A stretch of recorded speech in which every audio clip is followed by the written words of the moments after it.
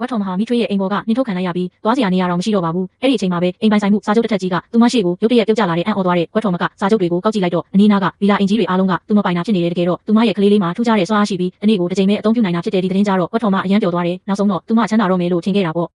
ဒါပေမဲ့ဗီလာအိမ်တကားကိုဖွင့်လိုက်တဲ့အခါအထဲမှာပရီဘောကတခုမှမရှိပဲဗလာချင်းနေတာကိုတွေးလိုက်ရတယ်သူမလက်ထဲမှာလည်းငွေ$9ပဲကျန်တော့ပြီးပရီဘောကဝယ်ဖို့လုံးဝမလုံလောက်ပါဘူးအဲ့ဒီအချိန်မှာကားတစ်စီးဖြတ်မောင်းလာတဲ့ရုတ်တရက်ကလေးလေးရဲ့အတန်ကဝက်ထော်မရဲ့စိတ်ထဲမှာပေါ်လာပြီးအဲ့ဒီဦးကိုမသွားခိုင်းနဲ့လို့ပြောတဲ့ကားထဲကလူချမ်းသာကြီးကလည်းကလေးအတန်တန်ကြားလိုက်ရတယ်လို့ခံစားရပြီးရင်မောင်းကိုချက်ချင်းရက်ခိုင်းလိုက်တယ်မင်းကလေးအတန်ကြားလိုက်လားလို့မေးတော့ရင်မောင်းကဘာမှမကြားရဘူးလို့ပြန်ဖြေတယ်ဒါကြောင့်သူကိုယ်တိုင်ကားပေါ်ကဆင်းပြီးကြည့်လိုက်တော့လမ်းဘေးမှာထိုင်နေတဲ့ဝက်ထော်မနဲ့ကလေးလေးကိုတွေးလိုက်ရတယ်သူထင်အောင်ထင်မှာဖြစ်နေတာလားလို့တွေးနေချိန်မှာကလေးလေးရဲ့အတန်ကထပ်ပေါ်လာပြီးဖေဖေလို့တောင်အချိန်ချင်းခေါ်နေတယ်သူအရန်အံ့ဩသွားပြီးဝက်ထော်မစီရှောက်လာခဲ့တယ်နှစ်ယောက်သားမျက်လုံးချင်းစုံလိုက်တဲ့အခိုက်အတန့်မှာတယောက်ကိုတယောက်ရင်းနှီးနေတယ်လို့ခံစားလိုက်ရတယ်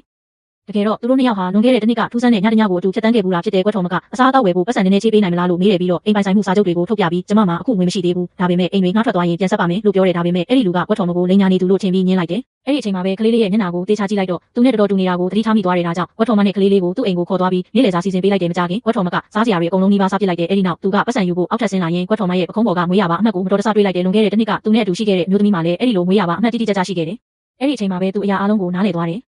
ဒါကြောင့်ကလေးလေးကသူ့ကိုဖေဖေလို့ခေါ်နေတာဖြစ်တဲ့သူကဝက်ထော်မကိုလက်ထပ်ပေးဖို့တောင်းဆိုခဲ့ပေမဲ့ဝက်ထော်မကညှင်းလိုက်တဲ့အခုလောလောဆယ်ကျမအိမ်အောင်ပြုဖို့အစီအစဉ်မရှိသေးဘူးအခုဆိုအိမ်တွေလည်းအများကြီးရှိနေပြီကလေးကိုကျမဘာသာကောင်းကောင်းမွန်မွန်ပြုစုပြောထားနိုင်တယ်လို့ပြောတဲ့သူကဝက်ထော်မရဲ့ဆုံးဖြတ်ချက်ကိုလေးစားပြီးစိတ်ပြောင်းသွားတဲ့နေ့ရှိရင်ကျွန်တော်ကိုအချိန်မရွေးလာရှာနိုင်တယ်လို့ပြောလိုက်တယ်နောက်တနေ့မနက်မှာကွက်ထော်မဟာဖုန်းမက်ဆေ့ချအတန်းကြောင့်နိုးလာတဲ့သူမရဲ့အိမ်တချို့မှားထွက်သွားပြီဖြစ်ပြီးငွေတွေစောင့်ဝင်လာနေပြီဖြစ်တဲ့ကွက်ထော်မအရန်ပျော်သွားပြီးကလေးလေးကိုခေါ်ကစူပါမားကတ်သွားဖို့ဆုံးဖြတ်လိုက်တဲ့တက္ကစီစောင့်နေတော့မှာပဲအဲ့ဒီလူရဲ့ကားကသူတို့ရှေ့မှာရက်လာတယ်ကျွန်တော်ဒီဘက်ကိုဖြတ်သွားတာပါလိုက်ပို့ပေးမယ်လို့ပြောတော့ကွက်ထော်မကသဘောတူလိုက်တယ်စူပါမားကတ်ထဲရောက်တဲ့အခါကွက်ထော်မကကလေးလေးကိုနိုးဘူးတပူပြပြီးဒါလေးကြိုက်လားလို့မေးတယ်ကလေးလေးကကြိုက်တယ်လို့ပြောလိုက်တာနဲ့အဲ့ဒီလူကနိုးဘူးရဲ့အကြောင်းအားလုံးကိုတပူးစီယူပြီးဈေးချင်းထဲထည့်လိုက်တဲ့နိုးမဝဲတဲ့အချိန်မှာလည်းတစ်စိတ်မျိုးစုံကိုတပူးစီကောက်ထည့်နေတာကိုမြင်လိုက်ရတဲ့ကွက်ထော်မကတော့အံ့ဩလုံးလို့စကားတော်မထွက်နိုင်တော့ပါဘူးဘာဖြစ်သွားမလဲဆက်လက်သိရှိဖို့အတွက်ကွက်ထော်တို့ကို like and follow လုပ်ပေးခဲ့ပါဦးရှင်